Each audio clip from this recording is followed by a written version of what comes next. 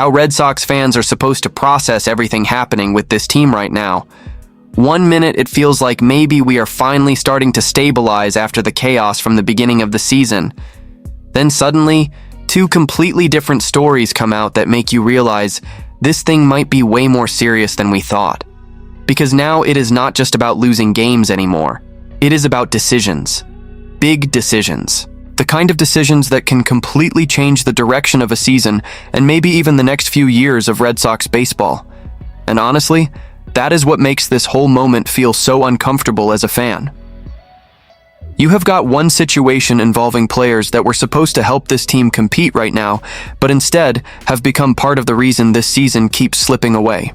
Then on the other side, there is another conversation starting to build around a move that nobody in Boston probably expected we would even be talking about this early. That is the scary part.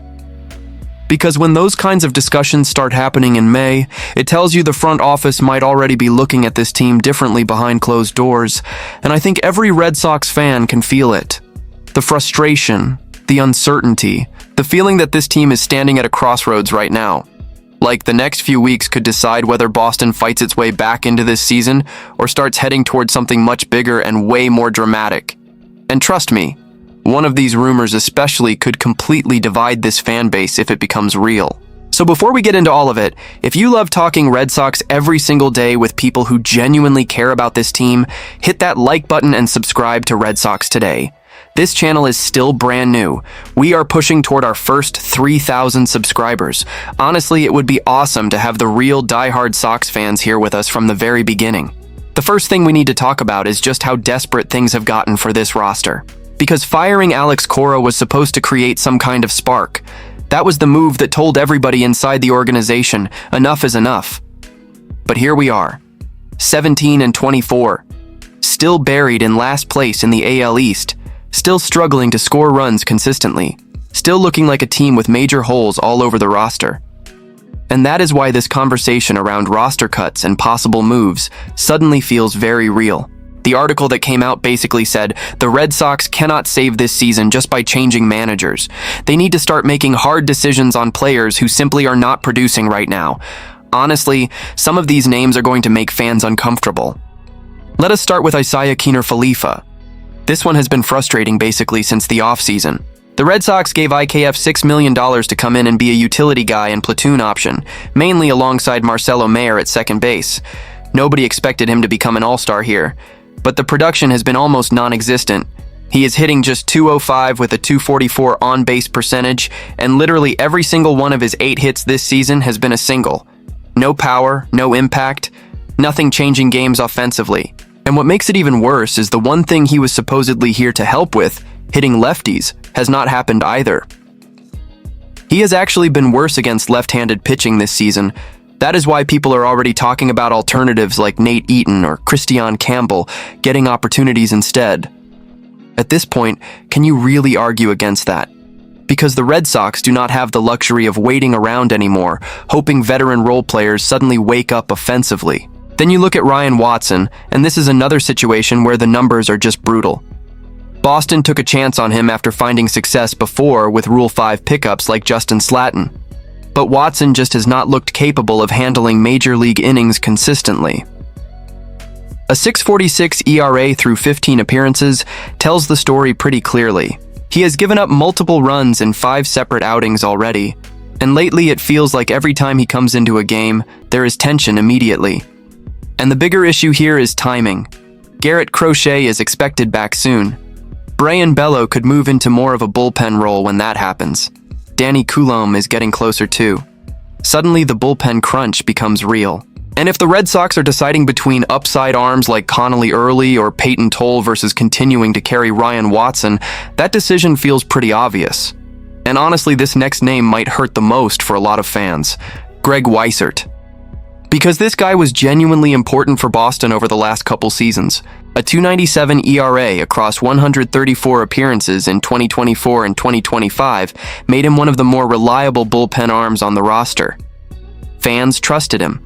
The coaching staff trusted him. But this year, completely different story.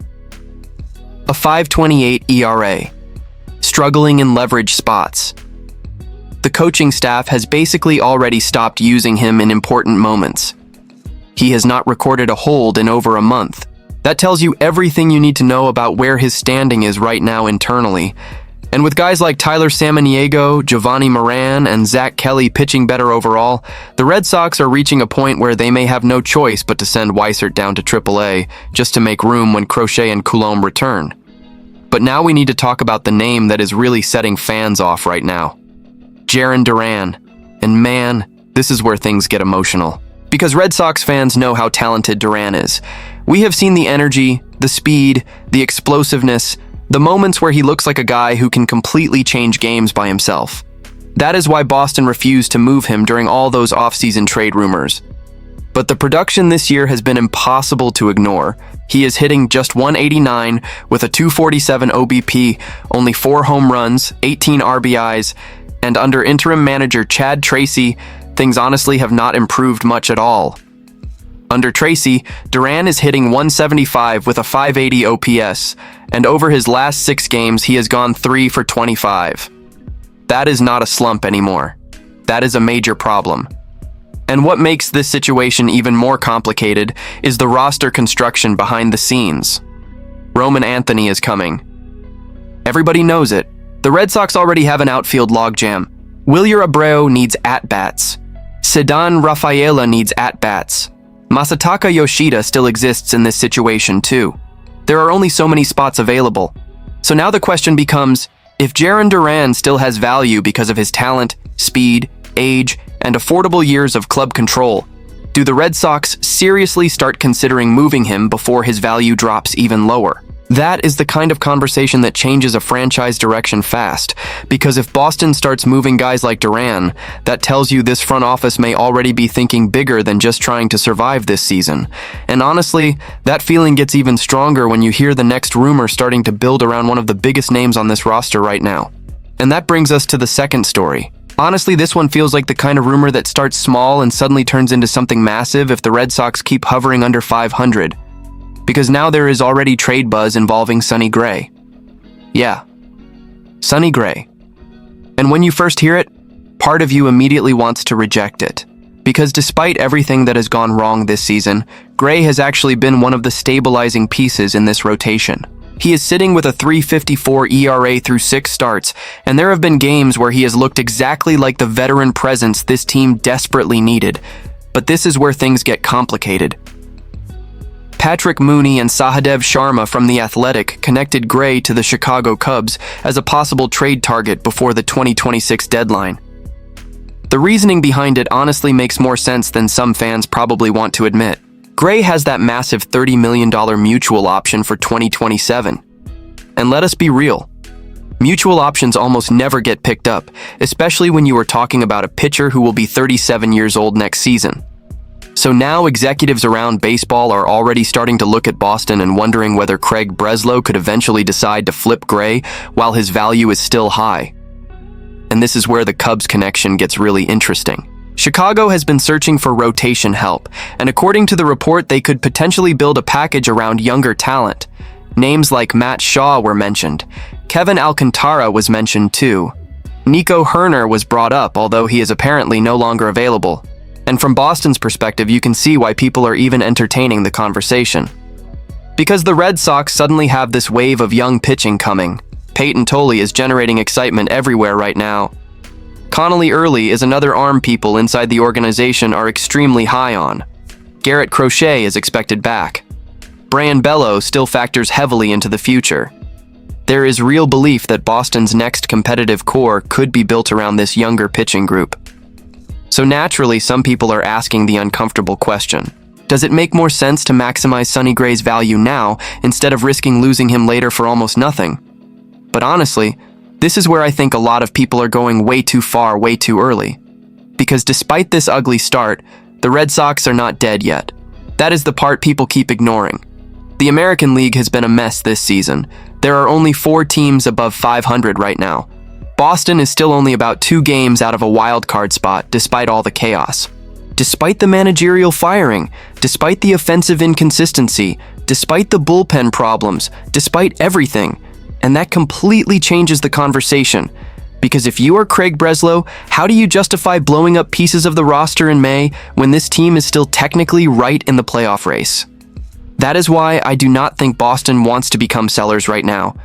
I really do not. I think the organization still believes this roster can stabilize under Chad Tracy. I think they believe Marcelo Mayer can continue developing. I think they are hoping Roman Anthony eventually gives this lineup another spark. And I think internally they still see a path where guys like Jarren Duran, Trevor Story, Rafael Devers, and Tristan Casas finally start producing consistently together. But here is the dangerous part. If the Red Sox do not turn this around soon, these conversations stop being rumors and start becoming real decisions. Because once you get closer to August, front offices stop operating emotionally. They start operating strategically. And if Boston is still sitting under 500 by then, Craig Breslow is going to have to ask himself whether keeping veterans like Sonny Gray actually helps the future of this franchise more than trading them would. That is why this next stretch of games honestly feels massive for this organization, not just for the standings, for the direction of the entire team. And honestly, when you put these two stories together, it really shows where the Red Sox are as an organization right now. This team is caught right in the middle between competing and resetting. On one side, you have got underperforming players like Isiah Kiner-Falefa, Ryan Watson, Greg Weissert, and especially Jarren Duran creating pressure for immediate changes because the production simply has not been good enough. The Red Sox cannot keep waiting forever while games keep slipping away in the AL East. At some point, Craig Breslow and Chad Tracy have to decide whether loyalty to veterans matters more than finally giving opportunities to younger guys like Christian Campbell, Peyton Tolle, Connolly Early, Marcelo Mayer, and eventually Roman Anthony.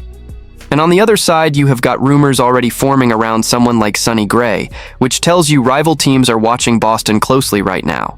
They are trying to figure out whether this front office truly believes this season can still be saved, or whether the Red Sox are quietly moving toward bigger long-term decisions behind the scenes.